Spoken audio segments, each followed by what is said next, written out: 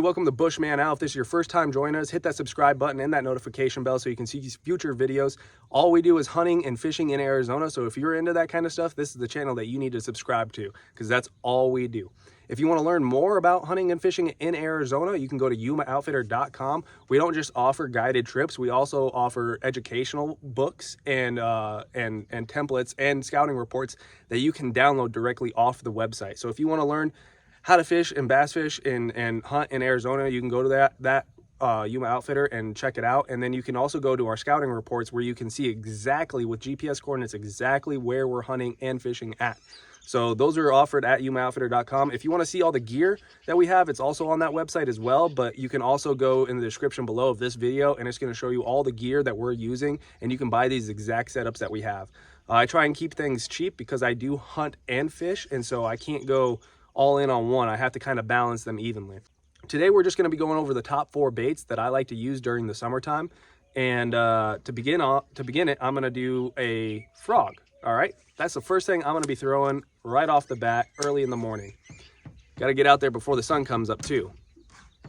But this is a bullfrog right here. All right, it's a bullfrog color. That seems to be the most effective bait for Arizona. There is no other frog that is as effective as this one.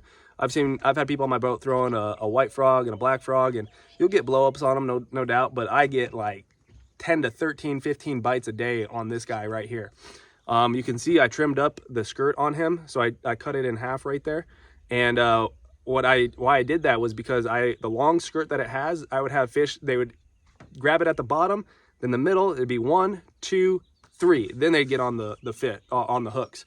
And so I was like, I'm gonna trim this sucker up, and so I trimmed it up, and by the time they got on the 3rd bite or whatever, I'd already ripped the frog out of their mouth. So then I went ahead and cut this in half, and now they have like 1 bite, and then by the 2nd bite they're already on the frog and on the hooks, and so then I get much better hookup ratios.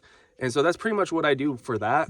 It's very effective. I don't like having the long skirt, so I always trim them, always. I'm running it on Yozuri 30-pound braid. Again, in the link below. Some people might think it's light. I don't have a problem with it at all. Okay. I have this on an in-shot rod. Okay. It's a Walmart special. It's a 7-foot. It's just a medium rod. It's not super heavy. I like having it light.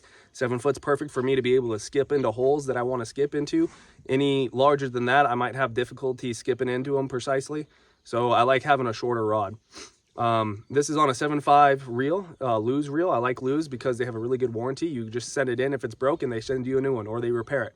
And they're pretty fast and effective with it. And so that's why I really like Lew's. I go with them most of the time.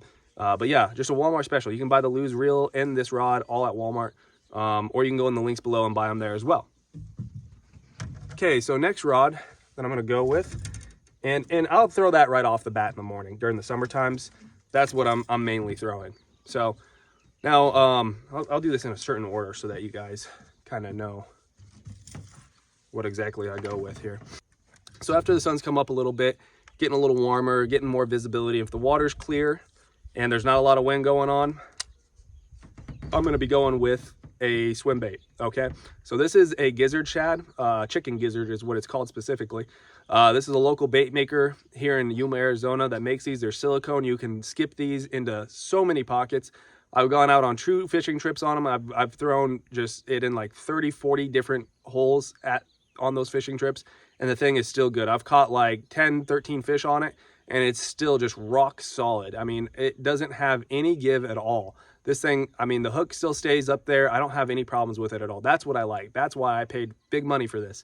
This is a $50 to $5 bait right here. So it's very expensive, but it's silicone and it's going to last you forever.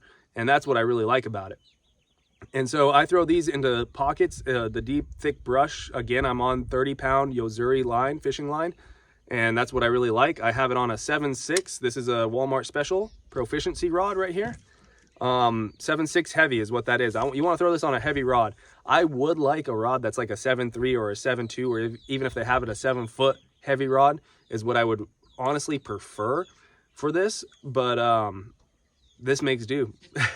I have it on a 7.5 gear ratio, 7.51 Lew's Xfinity reel, getting another Walmart special. But yeah, when the frog bite is over with, I'm going to be throwing that. And you can throw this early in the morning too if you wanted to and be just as productive with it. But when I like it when the sun gets up a little bit more with those swim bait rods. The fish can see them a little bit better. Then if the fishing's slow and it slows down and it's getting kind of to a grind a little bit, and maybe not a lot of fish are getting in the boat, you know, just a couple, I go to my all-time favorite #1 bait that I will throw all times of years, and that is the jerk bait, ladies and gentlemen. This right here is my favorite jerk bait right here. You can go in the description below and it has it.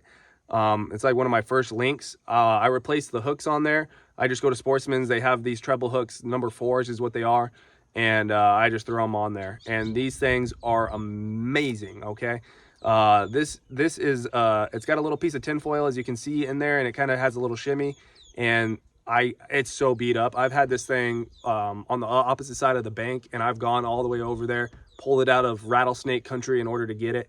It's not a cheap bait. I think it's like 20 bucks, jerk bait, but it is my favorite type of bait to use. You will catch fish no matter what with this bait. And I have this on a 610 rod. It is an American Hero. I do have a Daiwa reel on there. The Daiwa is just one I had laying around, so I threw it on there.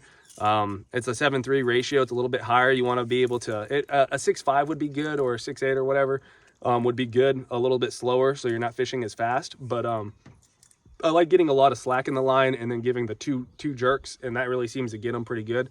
I just do bump, bump, pause, bump, bump, pause, bump, bump, pause. That's all I do. And it's got a short handle. I can put this in front of me. It's a short rod. I don't have to worry about hitting the boat. I can put it into any pocket. You see a lot of guys getting hung up on brush or on stuff all the time with the jerk bait. It's probably because they have too long of a rod, or they're just not a skilled angler, but they could also have too long of a rod, and that will cause them to throw their bait where they're not trying to go. They won't be as precise with it. So I like having a shorter rod. For me at 5'9" to 6'10" is perfect. 7 foot's perfect. 7'3" is kind of pushing it a little bit, but I can precisely throw this wherever I want. Next, I have a drop shot set up here. Now this is, again, in-shot rod, spinning reel. It is a 7.2. You get this at Walmart. But the way I have this rigged up is pretty cool. I saw one of the pro anglers rigging his up like this, and all it is bobber stoppers. I don't have an actual knot tied into this thing, okay? Try to get it where you guys can see it. There's not an actual knot tied into this thing, all right? It's just 2 bobber stoppers right there, okay? And so I can also, if I have a floating bait, I can move it down right here and it'll float back up just like that. Okay, so it's just a free flowing hook. I don't have problems with hookups, man. I don't have problems with hook sets or anything. You just kind of lean into them and you just reel it up, and that's pretty much it. And then right here I have a bobber stopper at the end. There's a bobber stopper at the end, and then I have the weight right there. And I tie a knot at that bobber stopper at the very end right here, and then I put the bobber stopper, then the weight. And that's just, I've had fish that just hit the weight and when it's going down, and so before they even get to the bait, they'll hit this weight and I'll lose the weight sometimes. So I just kind of have that as a preventative measure. But yeah, what I'm going to be tying, if it gets real rough, that's what I'm going to be tying on, is just a wacky worm or something like that. And you could just do a regular wacky weightless worm and be just as effective. That's very effective. But I like having a little 3/16 or 3/16 weight on here, and that gives me a slow drop, but it still gets it going down, because I'm a power fisherman. I like to fish fast. It hinders me sometimes, but yeah, I like just dropping that in there, and I'll do a wacky rig on that, or a Texas rig worm, and that's pretty much it. That's my 4-time favorite baits for fishing in Arizona during the summer.